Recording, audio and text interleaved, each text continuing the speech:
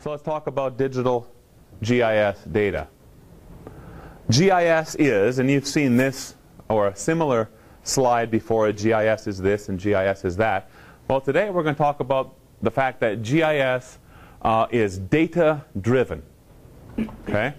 And the data that, of course, we use in a geographic information system must be digital. Pretty straightforward, right?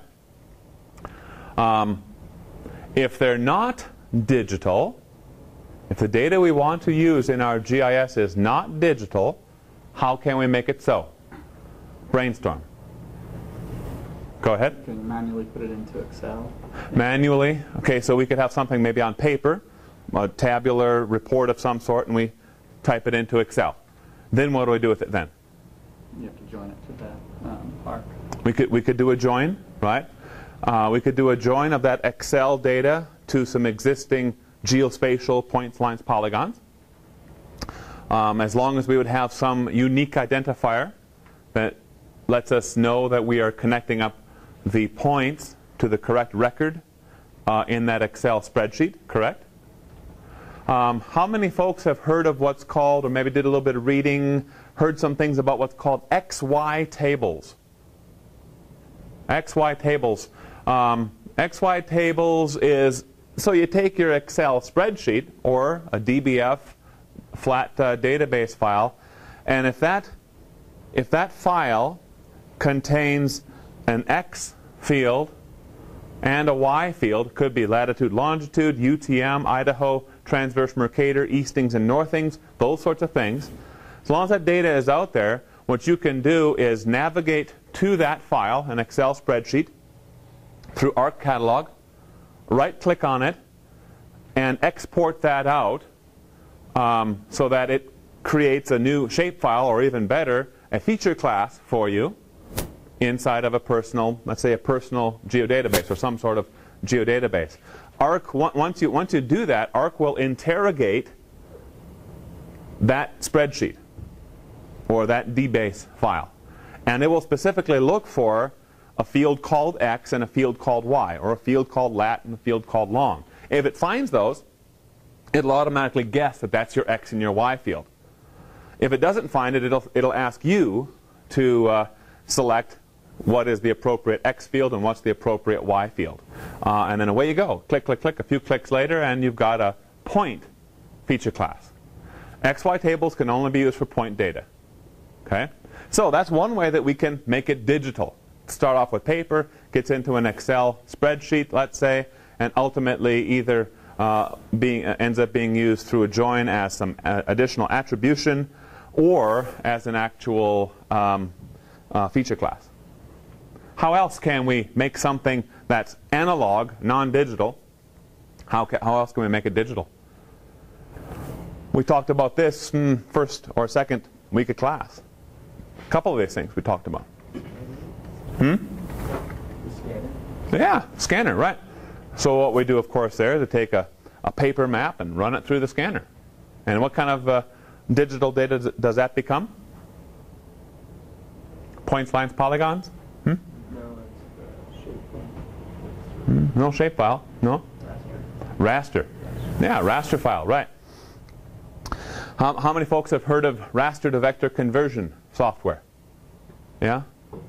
So that process is where you take a raster layer and convert it out into some sort of vector, maybe polygons, might be arcs, it might be points. For that to work really, really well, those colors that are in, or those shades of gray that are in the raster file need to be very distinctive. Okay, and to make it work the best, really you're talking crisp black and white. Raster to vector conversion is never easy, and in fact, a lot of times what you'll find is, oh, it seems like it's so fast. You just run it through the scanner, then you click on a raster to vector conversion, and voila, all your roads are finished for you, or whatever it is. But in reality, there's usually so many little errors that creep in due to that raster to vector conversion that you spend a tremendous amount of time fixing it. And a lot of folks believe, and they might be absolutely right, I'm kind of leaning that way myself, that you would have spent the same amount of time by doing a heads-up digitizing instead of raster to vector conversion. Okay? But that's an option for you out there if you go that route. But that's another way that we can make things digital, right? How do we make the real world digital? Don't be afraid to say it out loud. I read an article on National Geographic where they have these high-tech lasers that scan and dotted clouds. Laser terrain scanner, sure. Yeah, it's very cool stuff. Yeah, and talk about lots of data, real fast. It's this. It's an instrument integrated with GPS that looks this way, and you just set it up. This is what I want you to do. Look out only, out to 50 meters or 100 meters or whatever it is, and that's how far that laser pulse is going to be read from. And then it just spins itself around, and it sort of like takes a picture. But what you know is how far that object was from you, right? From that location. You'll know it's X and Y out there, and then in many cases there's some LiDAR built into it as well, so you know elevation.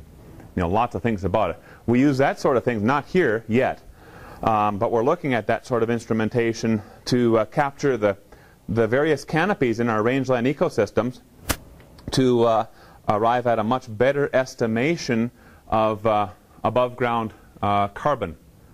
And of course below ground carbon's the biggie for rangelands, but we don't want to completely omit the calculations for above ground carbon. So kind of cool. That's the way we can do it. Any other way that we can make it digital, real world stuff? Satellite imagery. Right? And hey, don't forget just GPS. Right? Going to collect that information that's out there, that data that's out in the field, all those features. Okay? Yeah, that's good. That's a good brainstorming session. Any other ideas that folks had in any of the remote locations? Social networking? Social networking? Yeah, actually, that's true. Of course, a person can put a tweet. Isn't that what they call it, right? Put a tweet that I was here. I just crossed the road. Whatever. Right? Yeah, sure. Yeah, you can make those events, social events or whatever it is, make those digital as well. Cool. Very good.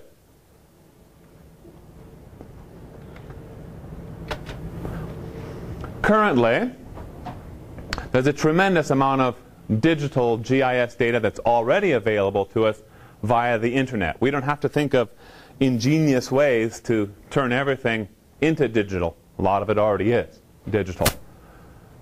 And a lot of it we can get at because of this thing called the internet, right? However, data discovery, that little phrase there, is a very real challenge. You see, today there's so much data that finding the right data is very difficult. Years ago, when I first got into GIS, of course, there was no internet, hardly a network. Really, there wasn't when I first started. And we were the data creators. We were data poor. This didn't exist, and we were the ones making it. But today, there is a tremendous amount of data that's out there, so much so that now you got to make a choice. Do I want this roads data set or that one? Or how about this one? Lots of stuff.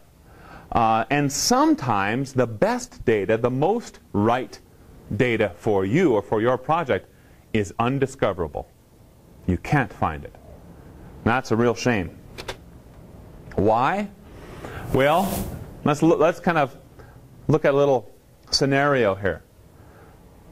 In the United States alone, there has been millions, billions of dollars spent to conduct research with a geospatial twist to it, and sometimes only marginally geospatial.